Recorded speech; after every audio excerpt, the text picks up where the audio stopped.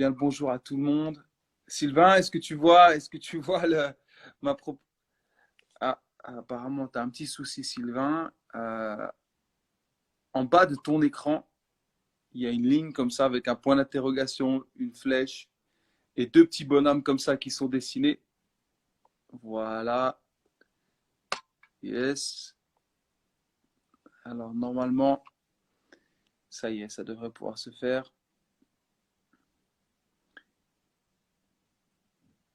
Ça y est, il arrive, notre ami. Yes, Sylvain. Voilà, finalement, on y arrive. Comment tu vas? Ça va très bien. Et toi? Ouais, super, super. Merci. Merci vraiment de nous rejoindre ce midi pour ce mois de la résistance. On est au jour 19. Donc, on a fait une grosse partie, mais il nous reste encore 11 jours. Donc, mais c'est magnifique ce qu'on est en train de vivre. Et juste avant de te laisser toute la place, j'aimerais juste peut-être te présenter pour ceux qui ne te connaissent pas, même si je suis sûr que beaucoup te connaissent de ceux qui nous suivent en live. Sylvain Frémont, c'est un pionnier en francophonie, notamment dans tout ce qui est le domaine de la louange. C'est un homme qui a passé les dernières décennies à former, à équiper les équipes de louange, les conducteurs de louange en francophonie. Donc, Sylvain, il est suisse, mais il a rayonné dans toute la francophonie, aussi bien en Europe qu'en Afrique. Et c'est un homme qui aime transmettre. Si je peux dire quelque chose sur toi, c'est ce que j'aime chez toi, cette passion à transmettre, à communiquer, à passer le relais aux générations qui arrivent. Et ça, c'est quelque chose j'admire chez toi parce que sans relâche, année après année, il y a ce désir de transmettre et de communiquer. Il y a ce cœur vraiment pour la francophonie. Et donc, merci d'être cet homme pionnier, cet homme de foi, cet homme de vision aussi, parce que c'est une œuvre missionnaire. Hein. GEM, Jeunesse en mission, on sait que c'est un défi aussi de mener de tels projets depuis tant d'années avec ton ami aussi Rolf Schneider, peut-être qu'on salue s'il nous regarde, et tant d'autres personnes avec qui tu as fait équipe. Donc, Sylvain, merci d'être là. Et puis, on est ravis de t'avoir avec nous et puis d'écouter ce que tu as à nous mettre sous la dent pour nous donner de la force à continuer dans ce temps de jeûne et prière. Merci beaucoup, Matt, pour l'invitation. Puis merci beaucoup pour cette initiative que je valide à fond. Dès le début, je me suis dit, voilà, quelque chose d'excellent, de nécessaire, d'indispensable. On doit se retrouver, on doit s'encourager. Et puis, bien sûr, la prière, c'est fondamental, quoi. Et comme beaucoup, moi, j'ai commencé par la louange, mais je suis arrivé à la prière assez rapidement parce que on peut pas, si on est un adorateur, on devient un intercesseur, en fait. Magnifique. Et je sais que beaucoup en ont déjà parlé, Pierre-Nicolas, Fabienne Ponce, beaucoup d'autres. C'est indispensable. En fait, au début, on séparait les choses. On dit, moi, c'est le ministère de louange, j'ai que la louange, et puis les autres qui feront prier. Mais en fait, si tu loues, tu aimes tellement louer que tu as envie que les autres viennent louer. Puis il y en a plein qui le louent pas encore, qui l'adorent pas encore. Donc, on devient des intercesseurs, on se met à prier pour que d'autres se joignent à notre louange, quoi. J'aime beaucoup Ésaïe 61 qui dit un jour le Seigneur va faire germer le salut et la louange devant l'ensemble des nations. Wow. Et je crois que c'est ça en fait. Tout le monde va avoir la louange, va pouvoir louer, puis en même temps c'est lié au salut. Plus il y a de gens qui se convertissent, plus il y aura de louange, quoi. Donc on ne peut pas les séparer.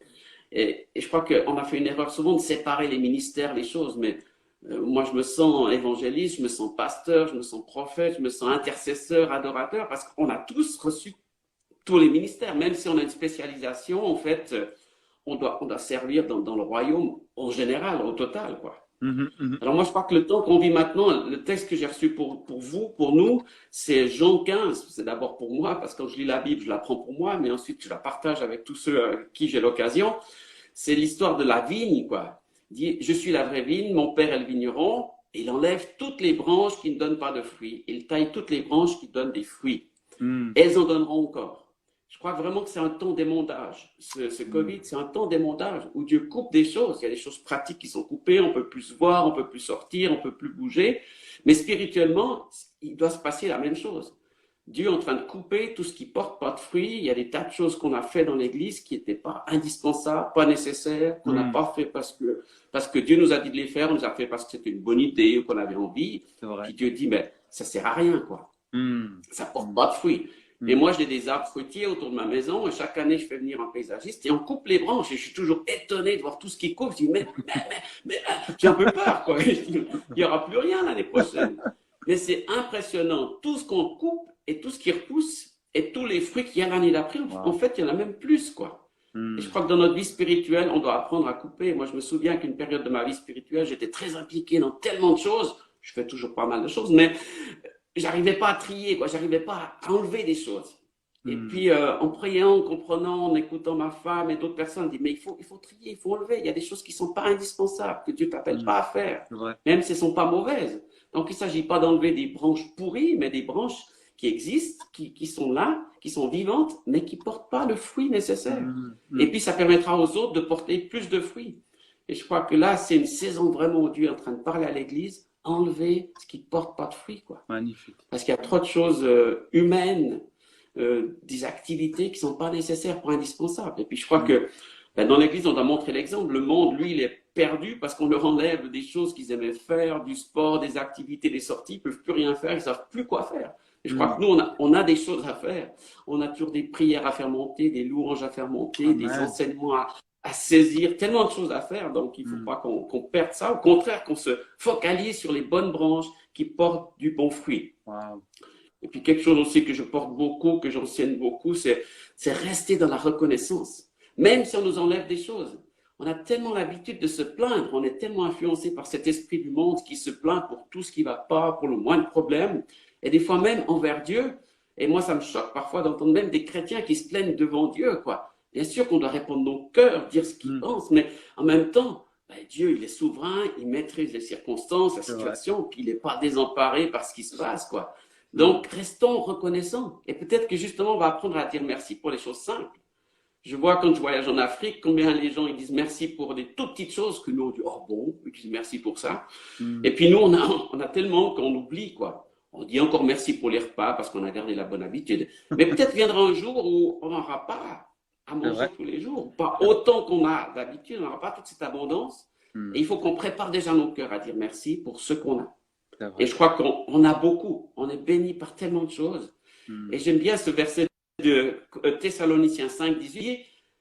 Rendez grâce en toutes choses car c'est la volonté de Dieu. Les gens cherchent la volonté de Dieu dans des hautes sphères spirituelles et ils oublient les bases. C'est une base. Merci Seigneur pour cette journée. Merci pour ma famille. Merci pour mes frères et sœurs. Merci parce que j'ai de quoi manger, de quoi m'habiller. Je dors au chaud dans une... C'est tout simple, mais c'est fondamental. C'est cadeau, c'est grâce de Dieu. Et ça nous pose dans la foi, dans la solidité face à tout ce qui peut rajouter en plus et revenir, quoi. Et donc, pour ça, on doit apprendre aussi à se repentir pour toutes ces branches qu'on n'a pas enlevées, pour toutes les choses qu'on n'a pas appréciées, qu'on a râlées, on s'est plaint devant Dieu. Il faut vraiment qu'on se repente, mais aussi qu'on change d'attitude. Et je crois que l'attitude d'un intercesseur, c'est d'être quelqu'un qui plaide en faveur d'eux. Donc, quand on prie pour le pays, on plaide en faveur de la France, en faveur de la Suisse. Combien j'ai fait de concerts de prière, de soirées de louange, où j'ai toujours mis la prière avec la louange. Et on a vécu des moments forts dans des villes avec plusieurs églises en France. Et moi, je me sentais comme français, même si je ne suis pas, je portais la nation parce que j'étais placé là par le Seigneur, comme Daniel a fait à Babylone, comme beaucoup d'autres ont fait dans la Bible. Demandez le bien de la ville où Dieu vous a placé. Wow. Bénissez le pays là où vous êtes. Donc, si tu râles, si tu te plains sur ton gouvernement, sur toutes les autorités, sur leurs décisions, tu ne peux pas prier parce que tu trouves de toute façon qu'ils sont incapables, qu'ils font tout faux. Donc, il faut arriver à entrer dans cette étape où on aime, où on bénit. Et un intercesseur, il prie parce qu'il aime les gens. Quelqu'un disait, une dame disait à un pasteur, prie pour mon mari, je veux qu'il se convertisse, il n'aime pas le Seigneur. Et puis, le pasteur disait, mais est-ce que tu vois ton mari est chrétien? Oh non, ça jamais. Donc, en fait, on prie pour quelque chose et on n'a pas envie que ça se passe. Bah oui. Et donc, on prie pour notre gouvernement, on se dit, mais enlève ce président, enlève ces gars, ils sont nuls, etc. Non, Dieu les a placés là, même s'ils font des choses qui nous dépassent ou qu'on n'aime pas. Donc, notre rôle, c'est pas de les critiquer, c'est pas de les condamner, mais c'est de prier pour eux, d'intercéder pour eux et puis de changer notre attitude. Amen. Je crois que toujours se rebeller contre tout ce qui se passe n'est pas la solution de Dieu. Devenir intercesseur et changer les choses dans un autre esprit, dans un esprit positif. C'est quelque chose qu'on a appris à Jeunesse en Mission pendant des années, qui nous a été répété, et je crois que c'est fondamental c'est ce que j'essaie de partager, réagir par un esprit opposé. Quand quelqu'un se fâche, eh ben, tu réagis pas par la colère. Naturellement, c'est ce qu'on ferait. Une colère engendre une colère. Mais là, si tu réagis par la paix, par le calme, ça change, ça casse tout, quoi. Et de la même manière, si notre gouvernement ou nos autorités réagissent mal, si nous on réagit de la même manière, on va toujours être dans le conflit. Et c'est ce qui se passe beaucoup trop souvent. Et je crois que l'Église doit montrer un cœur différent. Au milieu des conflits, justement amener la paix. Le shalom de Dieu, c'est ce que Dieu demande, compris pour Jérusalem et pour Israël. Le shalom, c'est pas qu'il n'y ait plus de conflit, mais qu'il y ait la paix dans le conflit, dans les difficultés, dans toutes les situations, quoi. Donc, moi, je crois que c'est un temps béni du Seigneur. Et moi, je le vis très bien, ce confinement, où on peut se rapprocher de Dieu, avoir du temps, même si ça me manque de voir des gens, de voyager, de faire plein de choses. En même temps, je peux faire plein de choses. Je peux lire ma Bible, je peux prier, je peux me tenir dans la présence de Dieu, je peux parler avec des plus petits nombres de personnes, parler par Zoom, parler par Internet, toutes sortes de manières. Donc, qu'on se remette bien réaligné dans les priorités, dans les bonnes choses. Et pour la louange, je dirais, ce qui est fondamental, c'est d'avoir l'idée du psaume 115 qui dit « Non pas à nous, mais à ton nom, donne gloire ». Je crois qu'un des défis de la louange, c'est qu'on prenne la louange pour soi, qu'on veut juste être béni dans la louange. Quand j'entends tellement de gens « Ah, ça m'a béni », c'est bien, on est béni dans la louange. Mais en fait, même si on n'est pas béni, c'est pas grave. On bénit Dieu. La louange, c'est pour Dieu, c'est pas pour nous. C'est vrai. Mais on en reçoit les bénéfices. De toute façon, chaque fois qu'on loue Dieu, chaque fois qu'on s'approche de Dieu, on est béni. Mais on n'y va pas pour être béni. La louange est pour Dieu, elle n'est pas pour nous. Donc si elle ne te convient pas, c'est pas grave, parce que c'est pas pour toi. Donne la louange à Dieu, quoi. Exactement, exactement. En fait, ce que tu partages, ça me fait vraiment penser à un livre que j'ai lu qui m'a bouleversé. Je pense que tu l'as lu aussi. C'est un livre de Merlin Carothers qui s'appelle La puissance de la louange, où il parle justement de la puissance de la reconnaissance, le fait de dire merci en toutes circonstances. Et on voit qu'en fait, chez l'homme, c'est quelque chose de, c'est pas forcément naturel. Et d'ailleurs, on le voit, nous qui avons eu on a eu des petits-enfants, on leur apprend à dire merci parce que naturellement, l'enfant, il sait pas dire merci, il dit pas merci, il prend et il s'en va. Et ça fait penser aussi à cette histoire de Jésus avec les lépreux. Sur les 10, il n'y en a qu'un seul qui va revenir au pied de Jésus, en fait. Et les 9 autres vont partir guéris, mais ils ne vont pas prendre le temps de revenir voir le Maître. Et je crois que la reconnaissance, elle nous amène au pied du Maître, elle nous amène au plus près de Jésus. Et franchement, c'est important de se rappeler ces choses-là. Et tu l'as si bien dit, apprendre à dire merci pour les petites choses.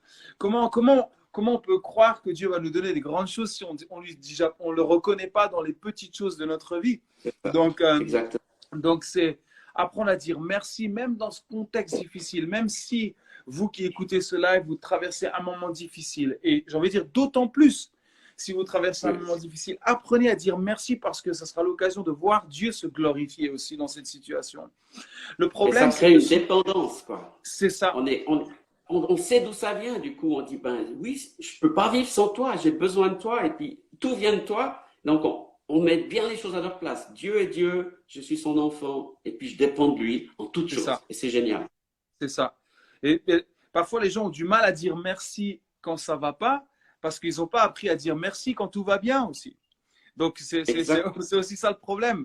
C'est qu'il faut apprendre dans cette attitude, soyez toujours reconnaissant en toutes circonstances. Et je pense que c'est un état d'esprit, c'est aussi un choix, une volonté de reconnaître Dieu dans tout ce que nous avons, que tout est grâce, que tout est une grâce. Comme tu l'as si bien dit, le fait d'avoir un toit, d'avoir la nourriture, tout est grâce, les amis. Et je pense que si on peut retenir ça ce midi, c'est que tout est grâce. Soyons reconnaissants. Et pendant ce temps de jeûne encore, j'aimerais vraiment nous encourager aujourd'hui à être reconnaissants, à dire merci, à le proclamer de notre bouche, de dire merci à Jésus, de prendre quelques instants pour s'arrêter et de lui dire merci pour cette grâce infinie qu'on a de le connaître en tant que Père, et puis tout ce qu'il nous donne en fait est une grâce. Et en tout cas, Sylvain, c'est magnifique. Merci d'avoir partagé ce moment-là. Et puis, je dis encore à tous les résistants, vous qui nous suivez là, nombreux, vraiment soyez encore encouragés, soyez reconnaissants. Ce sera vraiment, on va retenir ça, la reconnaissance à midi. Et puis, persévérons. Il reste encore 10 jours. Les amis, c'est pour notre pays qu'on fait ça. C'est pour la francophonie, pour la Suisse aussi, qui est représentée par Sylvain aujourd'hui. On sait que Dieu ne répond qu'à une chose, il répond à la prière. Et la prière, comme il dit dans Jacques, la prière du juste, la prière fervente, il ne faut pas oublier ça, fervente du juste est d'une grande efficacité. Alors, restons cette ferveur de la prière et nous verrons Dieu agir. Que Dieu vous bénisse. Merci Sylvain encore. Salut bien toute ta famille, les amis aussi. Merci beaucoup, Matt. Merci d'avoir pris du temps avec nous à midi. Et je vous dis à bientôt les résistants. Bonne fin de journée. Ciao, ciao. Bye bye, au revoir tout le monde.